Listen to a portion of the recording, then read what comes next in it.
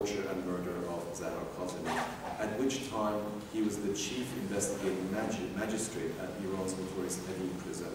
And during the Khatami era, a parliamentary commission, so-called Article 90 Commission, together with a presidential commission under Khatami, implicated him as one of those who had spent a considerable period of time during her interrogation, during the period leading to her death. And we know that he played an active role in preventing an autopsy, in preventing any effective investigation of the murder.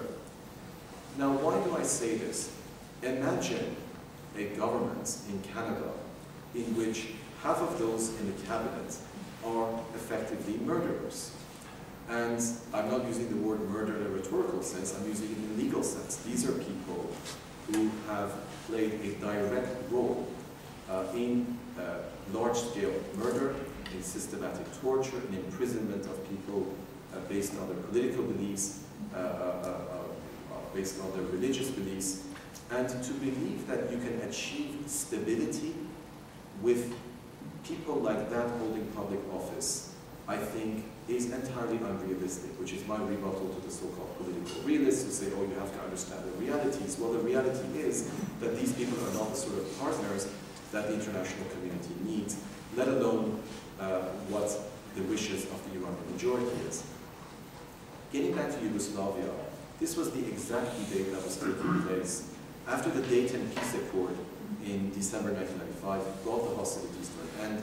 60,000 NATO soldiers were in Bosnia as UN peacekeepers. And while the War Crimes Tribunal had indicted several Bosnian Serb leaders, there was no willingness to arrest them in the name of political realism, in the name that, listen, we love all of your lofty, feel-good human rights ideals about doing justice for the victims, but at the end of the day, Slobodan Milosevic is in a position of power. We have to negotiate with him, we have to deal with him, and we're not going to use our soldiers who are there for confidence building and military disengagement. We're not going to put them on some sort of chase after war criminals, which is going to make them target just as sort of the Farah ID debacle in Mogadishu demonstrated. What's very interesting is that despite this perception which prevailed in London and Paris and Washington and NATO headquarters in Brussels, ultimately it was peacekeepers on the ground in Bosnia that called for the arrest of these people. In particular, British peacekeepers in the Prijedor region of northwestern Bosnia, where the most notorious concentration camps were situated for the persecution of the Muslims and the Croats, where the peacekeepers realized that no matter how hard they tried to engage in confidence building, those who were ethnic hate mongers and warlords who had a wedded interest to instability, to fomenting unrest, would undermine all of their efforts. And they wanted to find a way of getting rid of these officials. And when they found out that they had been indicted for genocide, they were very happy to have the exact pretext that they needed. And eventually, SAS commandos were dispatched to arrest these two leaders. One of them was arrested, the other resisted and was killed. And from then on, the dynamics of post-conflict peace building in Bosnia dramatically changed. And what was interesting is that many of those who were sort of very vocal in their sort of nationalist sentiments realized that they too could face the same end, that this was going to personally and individually does not pay. Even if one sets aside moral principles and says, we don't really care at all about the wishes of the Iranian people in the future, even if the only concern is nuclear non-proliferation, energy security, Middle Eastern stability, Israel, whatever issue it is that is at the forefront of policymakers in the West, would be best achieved in a country where people who have committed crimes against humanity do not control the levers of power. A country in which a government is responsive to and accountable to the majority, where, as for example, the survivors of the bomb earthquake who still don't have housing several years after, because all of the foreign aid has lined the pockets of the clerics who speak to them in lofty terms about the glory of the Islamic Revolution. I'm asking, why is our government sending hundreds of millions of dollars to Hezbollah when we as Iranian citizens still don't have housing, when people have to ask why in Iran drug addiction and prostitution has become endemic, when people have to ask why there is a high rate of unemployment, why the young people of Iran are increasingly losing hope, why Iran has one of the highest rates of brain drain in the world, one of the highest rates of capital flight. Where are those petrodollars going? Why, with $105 barrel of oil, do you have to ration oil in Iran and have such widespread poverty?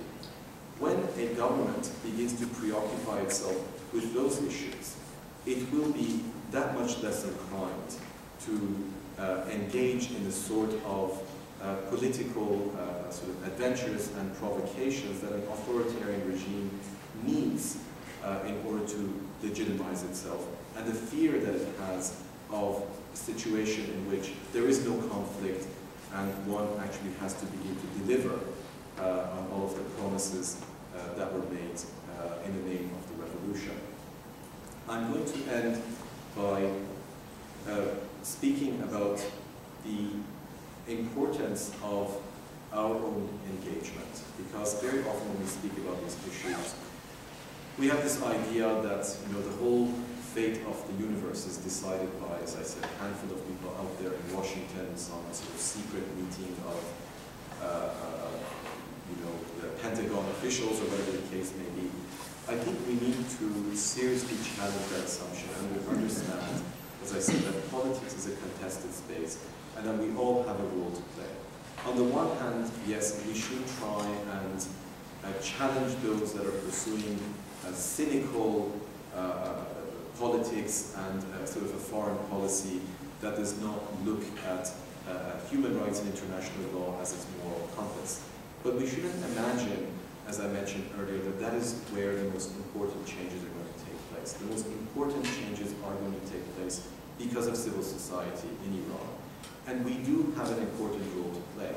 When the bus drivers were on strike in Tehran, the AFL-CIO, the biggest labor federation in the United States, has sort of sent a message of solidarity with the labor union. And it made me realize how important it is to disentangle change from this highly politically charged atmosphere of sort of Bush's fundamentalist rhetoric and Ahmadinejad's fundamentalist rhetoric, and to realize that whether we're talking about the women's groups, the student organizations, there are so many ways in which one can engage and empower, whether through providing knowledge, resources, or even merely moral encouragement.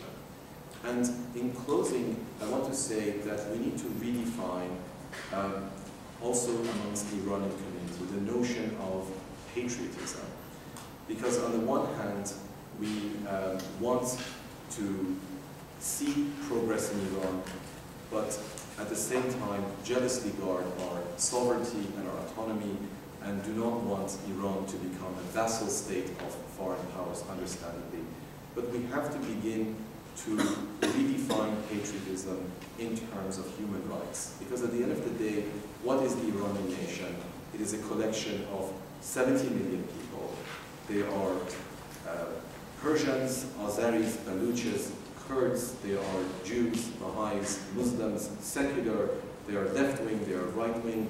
They are part of a highly complex, highly heterogeneous fabric of a society with 2,500 years of civilization, and one which is going, in addition to all that complexity, through a transition from tradition to modernity. So I think that it is, if you like, the patriotic duty of every Iranian, instead of being concerned about the glory of the past and whether we call the Gulf the Persian Gulf, which interestingly is an important issue, but we should understand that the most important expression of patriotism or solidarity is to fight for the rights of all Iranians, irrespective of who they are. I'm going to end there, and when I spoke about 2,500 years of civilization, the Iranian comedian Nima says we have 2,500 years of civilization, but half an hour delay wherever we go. So I'm going to end there because I've got about half an hour over my time. Thank you.